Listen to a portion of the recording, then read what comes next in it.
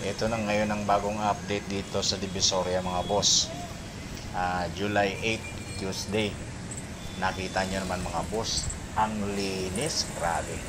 Kaya ako, tumawid ako sa kabila, lumakad ako sa may pinipinturahang railings. At yun nga, nakita ko tuloy-tuloy sila sa pagpipintura ng railings, kulay dilaw. At talagang gusto kong makita yung pagbabago. Talagang gusto kong lumakad sa napakalinis na daanang ito, sa lugar na ito.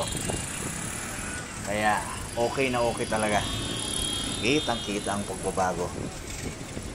Kaya Yorme, the best ka talaga.